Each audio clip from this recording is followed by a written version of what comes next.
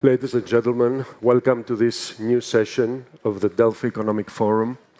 We have the pleasure and honor to have with us Mr. Gentiloni, the Commissioner of Finance of the European Union, and he will be giving us a statement about what else? The competitiveness of Europe. How many times have you heard the known cliché, Europe is at a crossroads? In the last 15 years, many times. But maybe this time, we're really at a point of no return. We have to do something. And two great leaders of Europe, Mr. Draghi and Mr. Letta, have delivered two very concise and significant reports on ways to move forward with the European Union. Let's hear now what the Commission has to say about these reports, and we'll discuss it later. Mr. Gentiloni, the podium is yours. Thank you.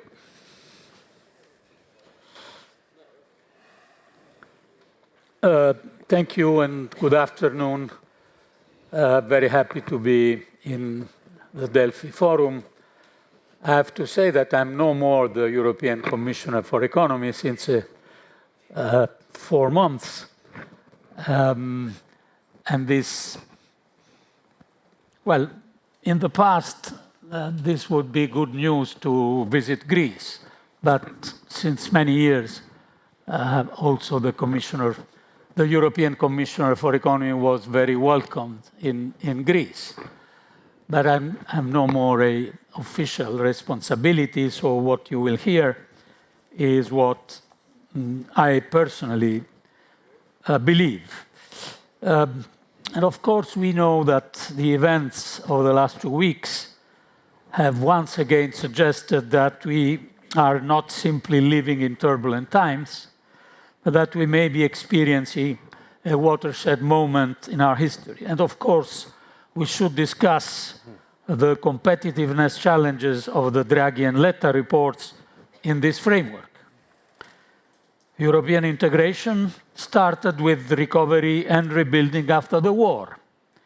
One of the main factors that made it possible was trust. Trust in ourselves, in each other, and crucially, in our American ally. Without trust, nations on different sides of the Second World War would not have been able to rebuild in peace and for peace. Self-interest, the existence of common rivals, and the economic benefits of cooperation all played a part, along with other factors, still. But that system worked after the war because the United States, in addition to guarantee collective security, largely adhered to some crucial principles. In fact, US encouraged economic development and growth, both in Europe and in Asia, whether we think to the Marshall Plan or the regional trade and assistance regime that launched Japan economic miracle in the 60s. Recent events, however, have disrupted these certainties. Trump's announcement on tariffs on allies, has been accompanied, as we know, by a hostile rhetoric. The US president went as far as to state that the EU was created with the objective of undermining, to use a certain word, the United States.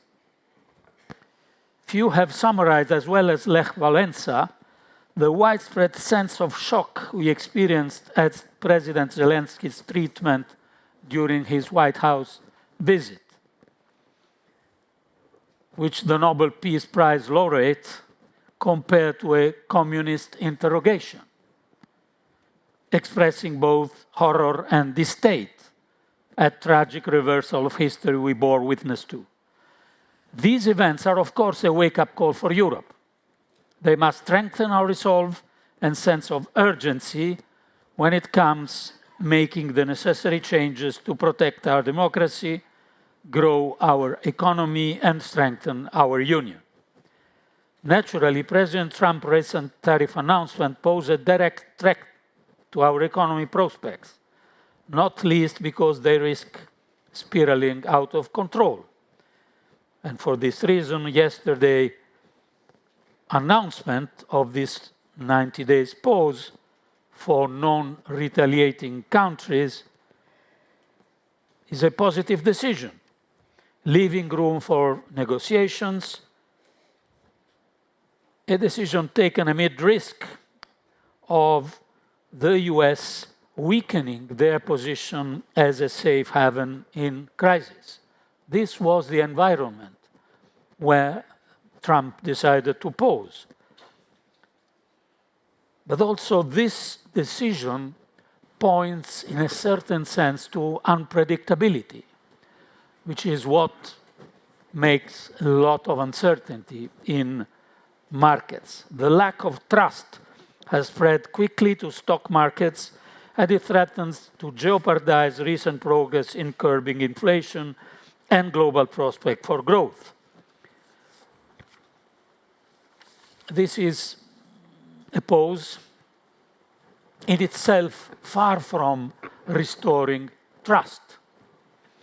While economic outcomes will also depend on how negotiations proceed, you know that current projections are worrying.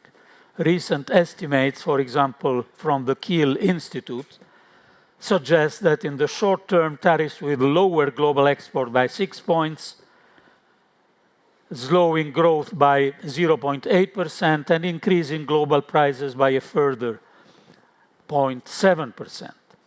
Meanwhile, Goldman Sachs has raised the odds of a US recession for the third time in a week to 65%. This was before the pause. From 45 and before this 35. So in 1 week, this was the outlook for recession from Goldman Sachs. And Jamie Dimon, the chief of JP Morgan, also warned that a global trade war risks tipping the US economy into a recession. And Europe will most likely not be immune from contagion. You know that revised estimates from the ECB project that the Eurozone growth will fall between 0.3 to 0.5 in the first year, compared to initial expectation of 0.9 of growth. So losing 0.3, 0.5 on a basis of 0.9 is something. The Commission is right to leave room for negotiation and compromise while preparing a response to US tariffs. Response will be proportionate, but nothing can be off the table, including the famous now anti-coercion instrument. It can also mean using the EU imports of US services as leverage. In fact, trade service deficit is now roughly 1/3 than the EU trade surplus on goods.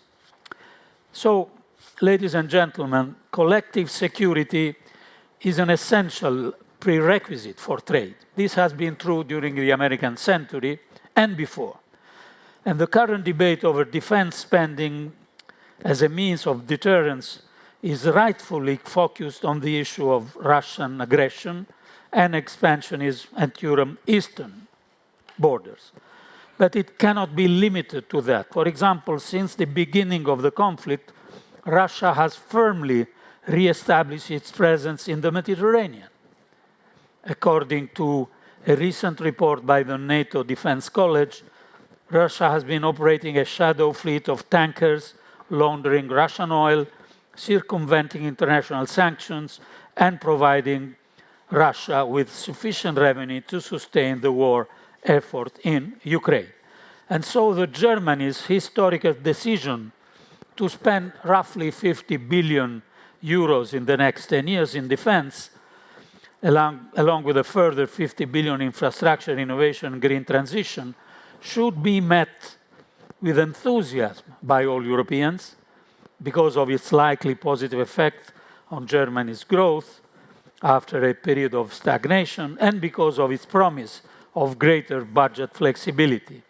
If, however, we are to achieve these goals while avoiding dangerous divergences between countries of the Union, we must move towards a true Europeanization of debt needed to finance shared goals, starting with common debt issuance for defense. Indeed, the first step should be, in my view, to identify key defense missions from maritime vigilance to cybersecurity practices to fund via extraordinary common debt issuance. Both the Draghi and Letta reports agree on the need for greater public spending in key areas, including defense. Indeed, both reports underline the importance of greater integration and collaboration across defense industry, of greater self-reliance, pointing to the fact that in recent years, the lion's share of total procurement spending has gone to non-EU suppliers, more than half of which to the United States. This applies to European funding in support to Ukraine as well. EU defense is not simply fragmented or underfunded compared to the US.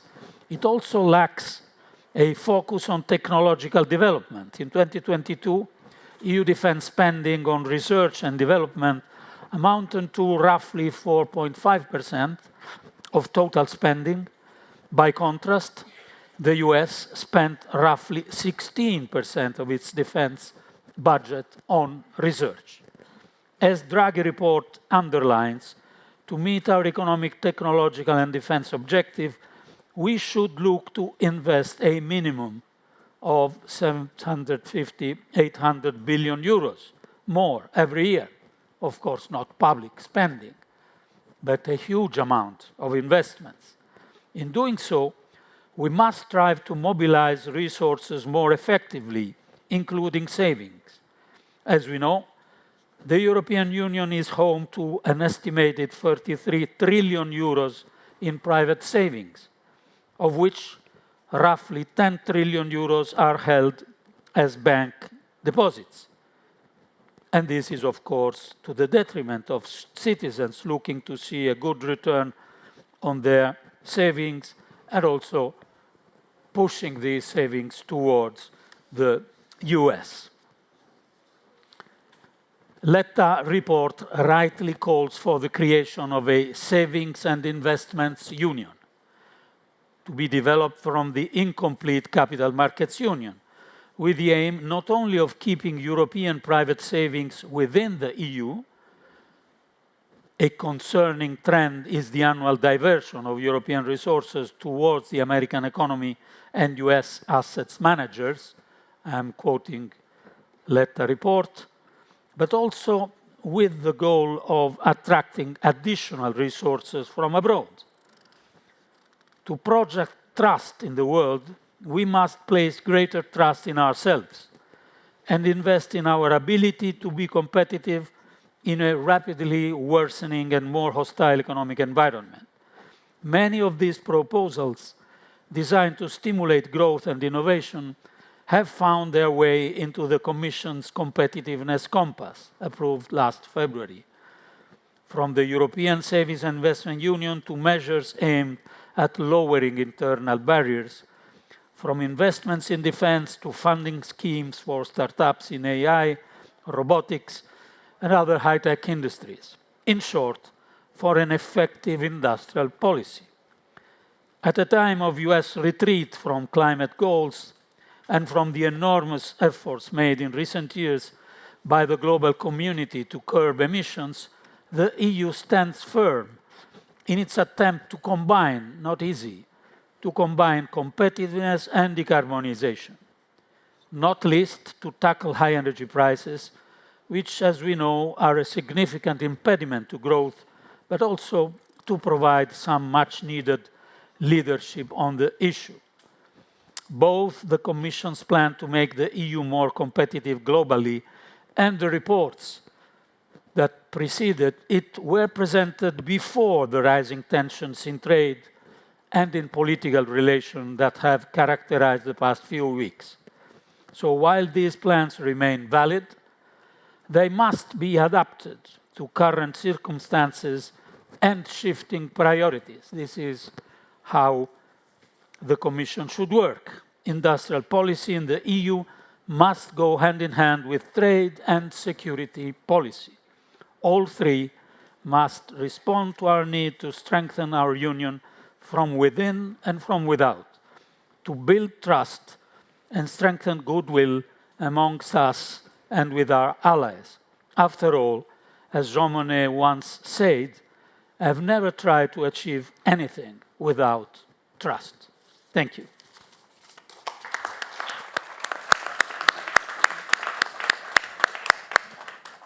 Well, thank you, Mr. Gentiloni. Do we trust ourselves? This is one of the main questions in Europe on how to move forward. Ms. Viviane Reding has been Vice President of the European Commission during the first crisis of the Eurozone, some 15 years ago, and she has some memories from back then on how Europeans were divided on how to solve crises.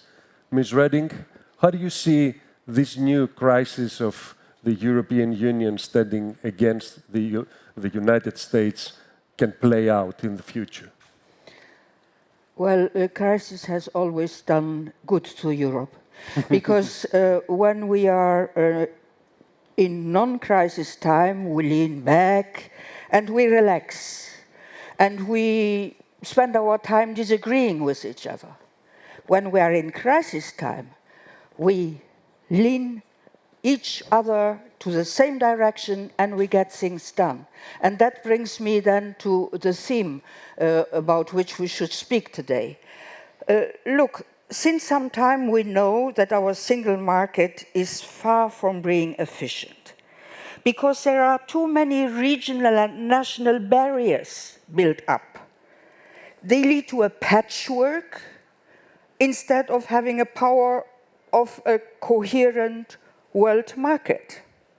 We think small, small, instead of getting advantage of the size of the big market. And this is exactly what the Letta and the Draghi reports underline, and they underlined it before Trump.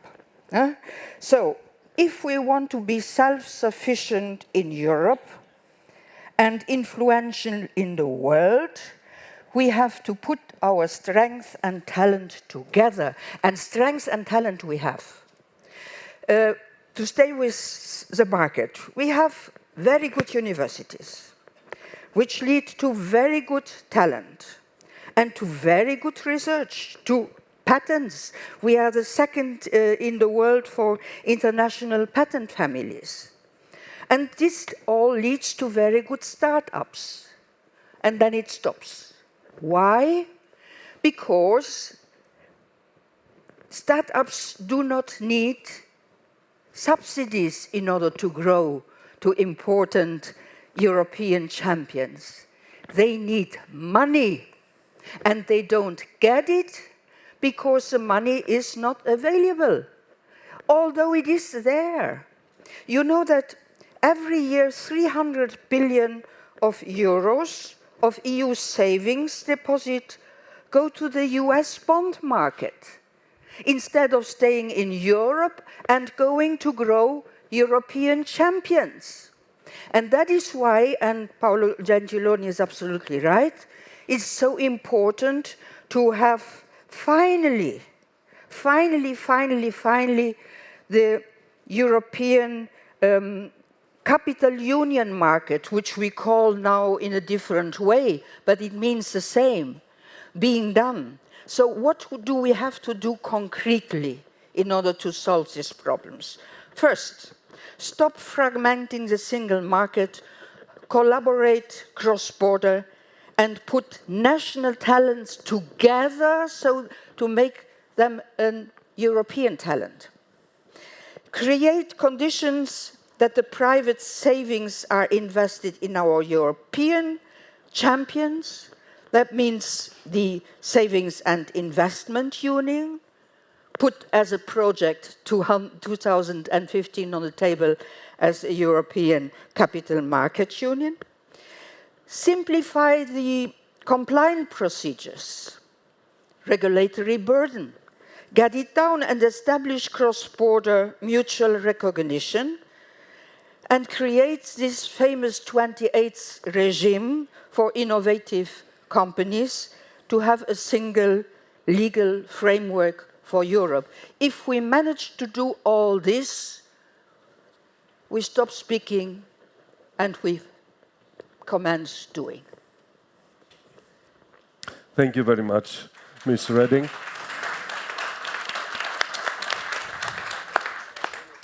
Ms. Ana Palacio has a great experience, both as a foreign minister of Spain and also as a member of the European Parliament, but also as a distinguished lawyer and consultant in international firms. She is a strong voice for a united Europe. We'd like to hear your voice, Ms. Palacio. Well, thank you. First of all, I think it's not easy to speak after Paolo Gentiloni and after Viviane Reding. And so, I mean, if I were in a different panel, I would say different things. But in order to anchor us to reality, allow me to start quoting Mario Draghi at the European Parliament on February 25. He was called by the European Parliament to speak about the Draghi report. And of course, when you speak about the Draghi report, you speak about the Letta report that are fantastically convergent. And he says to the European Parliament, you say no to public debt. You say no to the single market. You say no to create a capital market union. You can say no to everything. Otherwise, we also have to admit not to be consistent and that you are not able to deliver on the fundamental values. So, when you ask me what is best to do now, I say, I have no idea, but do something. And I think that this, because we have the Draghi, the Letta and the Draghi report. Letta was commissioned in April 2023 by the European Council. Draghi was commissioned in September in the State of the Union, September 2023, by the President of the European Commission. But after that, in this mandate, we have in 2 months, allow me we have the competitive compass, the clean industrial deal, the action plan for affordable energy, the omnibus package to simplify, and you have in the omnibus package, you have at least 20 measures or more. You have the action plan for the automobile, and then the European action plan for steel and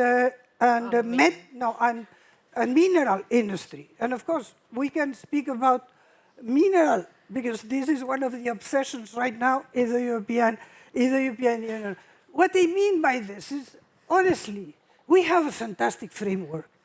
Now, let's start delivering on it. And in order to deliver, then we have to call just, a political will. You have been in the European Commission. You have been in the European Commission. In the end, the European Commission is framed by the treaty. In the end, right now, the big challenges that Europe is facing are outside of the treaty. It's foreign policy, it's defense policy, this is outside of the treaty. Now, allow me just 2 sentences on the Draghi, Letta Draghi reports, and all the other reports. Both Draghi and Letta put on same level energy, telecom, just all the new technologies, plus finance, plus. In my opinion, energy is underpinning everything else. We are not competitive, first and foremost, because our energy is too expensive. Allow me to bring one data. In 2008, so after the enlargement to the east, the 5th enlargement, including Bulgaria and Romania, our weight in the world economically was on par with the United States. Today, they are 50% ahead of us. We have lost, and if you analyze, of course, you are right.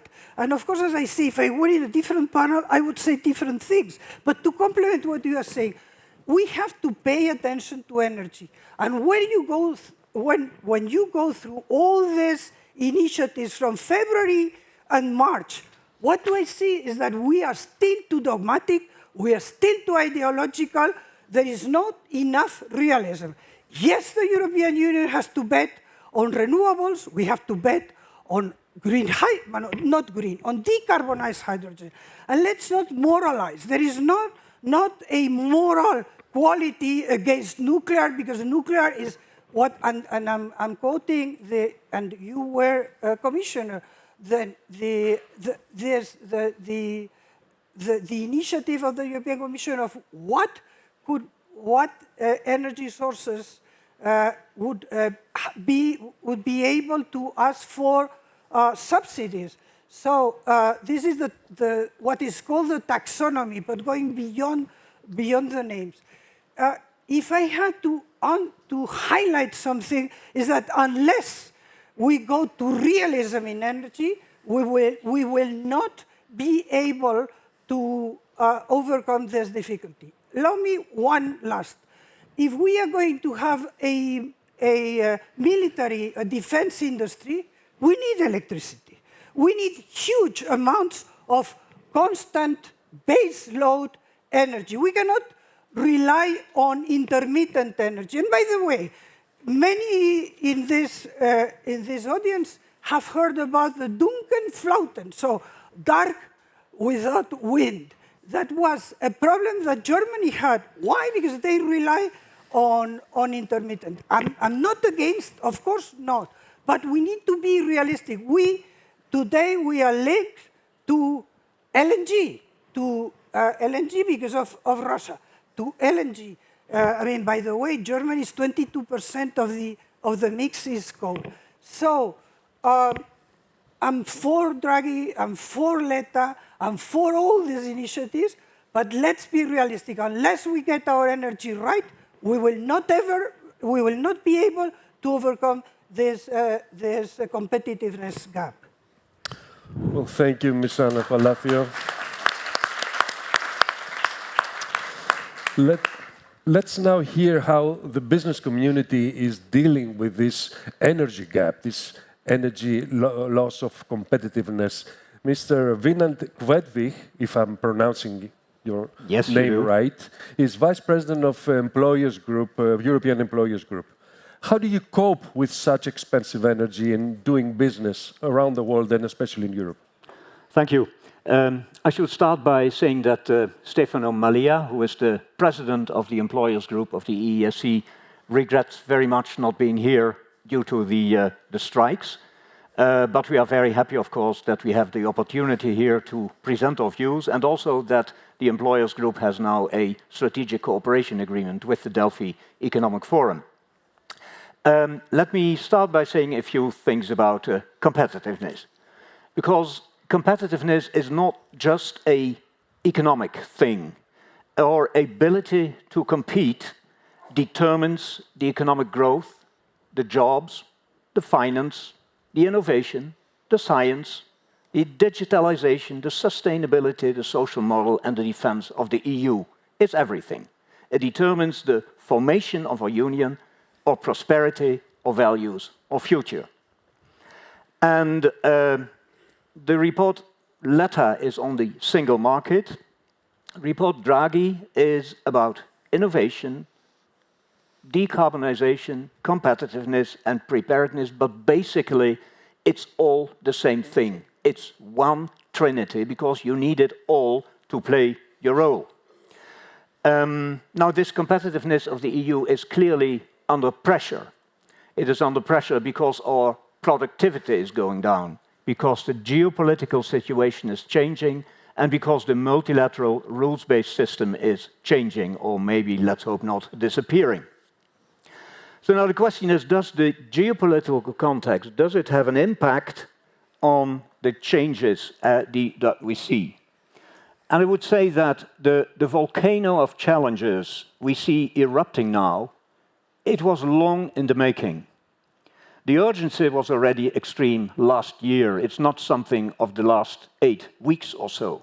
Fundamentally, nothing is new. But what is new is that we see that the worst manifestations are coming to the fore. For example, we see now the fact that coercion, that the forcing of allies is now at the agenda of the day, and that blackmailing is applied without any restraint or any scruple. And so we see a movement from cooperation to confrontation. What is positive in this situation is that it is now visible elsewhere for anyone, for everywhere for anyone. So the sleepwalkers have been rudely awakened, and that's what had to be done. We are in a situation of emergency. The EU must vindicate its role, its position, and the most pressing issue, I think, is defense. It was also very clearly mentioned by Paolo Gentiloni. So we need to develop the defense capacities. Therefore, we are talking about the Draghi report, about the Letta report, but I think the Minister report is also extremely important. And then, to repeat what others have said, we need unity, we need political will, and then a lot is possible in the European Union. Thank you. Well, thank you, Mr. Quaedvlieg. Speaking of political unity, this most common problem during the European summits. We see different approaches from the South, the European South, the Hanseatic North, the frugal countries, and also the big countries. Mr. Gentiloni, you've been in many meetings. How do you see, is there a ground to be found now for a mutual agreement on how to move forward? Indeed, there is. And I am, from this point of view, I'm rather optimistic. Yes, we know that normally, since a few years, one out of 27 member states keep a different position on all issues related to international relations, defense, security, Ukraine, etc. But we also know that this was not something blocking our decisions. Despite the fact that President Trump said the opposite, the European Union was the main economic supporter of Ukraine in the last 3 years. And this was decided. So if you have a political will, you solve the problem. Legal services are very smart and treaties are there, but we support militarily Ukraine through a tool which is called European Peace Facility. This means that there is a certain amount of flexibility also in our rules. The problem, in my view, is, as Viviane Reding said before, that you can't avoid to address the crisis. So we can't say, okay, we have a roadmap written by two good friends, Letta and Draghi, and now we go on with this roadmap. Of course, the roadmap should not be forgotten, but at the same time, either we are able to address the crisis that we are in, or we will not strengthen the Union in this moment. So this is why I think unity in our response to the trade challenge is crucial. We are the largest economy in the world presently favorable to free trade. We are the largest. And we have an enormous responsibility to liaise with Latin America, with Canada, with Japan, with South Korea, with Norway, and many other countries. If there is not a call from the EU, if we are still slow in the conclusion of the Mercosur agreement, despite the decision of Ursula von der Leyen to sign it last December, where are we going? We are going nowhere.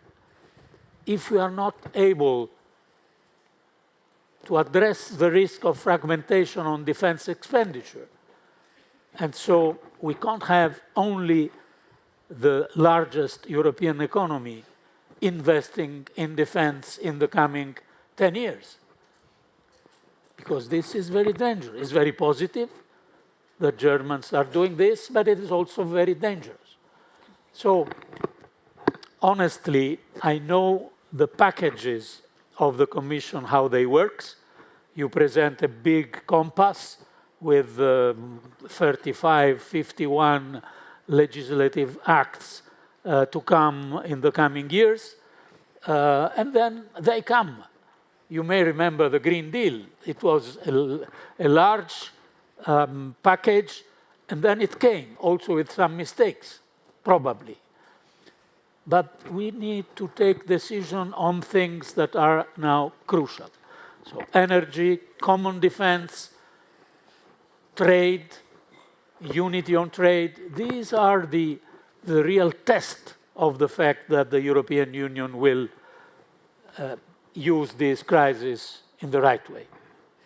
Ms. Reding, you come from a country that lies between Germany and France, Europe's biggest countries. And I keep hearing that Europe lacks big leaders.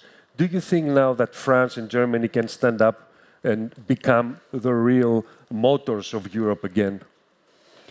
Well, Europe has a big leader, Ursula von der Leyen. The member states need to do their part of the job. And all through the history of Europe, it was always necessary to have a German and a French agreement, and the others came along. Well, I'm very happy to say I know both leaders in Germany and in France, and I'm very, very positive that something good will come out. Look for Germany. The big problem for Germany was the constitutional Schuldenbremse. And all of a sudden, when chaos became so evident that action was necessary, the Schuldenbremse was by constitutional decision taken out in 2 weeks. So what does this show? That we need chaos in order to come together and to act. And it's true, and I am very positive, believing that what we have seen with the war in Ukraine and what has been confirmed now with the tsunami from the United States has finally brought Europeans to the point that they say, yes, we need to have an independent defense union. You know, defense is not a European competence. It is a national competence. But we have seen health was not a European competence either. But when Corona came, the driving force for member states to do what they have to do. And I think the same is going to happen now. It does not make sense in defense to have 37 different styles of tanks. The Americans have one. It's enough that we have one too, and that we work trans-border and buy together. All this makes sense. You don't even need much more money if you utilize the existing money in a serious way. And I think that when we have the chaos, we start to concentrate on the solutions. And that is exactly what we do now. So I am rather positively thinking. And I am even more positively thinking when I see the facts and the figures of the Eurobarometer. The latest Eurobarometer, which has come out some days ago, shows that 74% of the Europeans think that the European Union is a very good thing for them personally. And when you ask them then what they think is urgent to be handled by the European Union, they say defense and economy. That means our people are more advanced than the politicians. Let's listen to our people. Thank you, Ms. Reding. Ms. Palacio, a quick question and a quick answer, please, because we're coming close to our time. Is the European South capable of closing the gap of competitiveness with the North? Well, you know, we have 33 seconds to go, and I cannot respond this in 30. Frankly, yes, you have administered the time. But I will just comment on what Paolo Gentiloni has said to give a positive end to what I have said. The European Union stands for an approach that is shared by many countries in the world, from India to the global south, etc., which is the aim is peace. We want peace through prosperity, so through political and peaceful means. And this prosperity, we achieve it with rule-based exchanges. And there we are leaders, and there we can be leaders. And notwithstanding that we have to stand and try to keep our relationship with the United States and all this, we don't have time, but I think that Paolo Gentiloni is absolutely right. On our own, we have to stand tall and speak with all these countries around the world that want this approach, the rule of law-based approach to international relations and in particular to trade. And in trade, it's the European Commission. It's true, I said, defense and foreign affairs is outside of the treaty. But trade is the European Commission. And Viviane, you are right. Ursula von der Leyen has shown she was a great leader. One issue to complement this is where is the legal base to freeze the Russian funds? Nowhere. It was political will standing by the European Commission. This is the truth, and you have given other examples. So we can.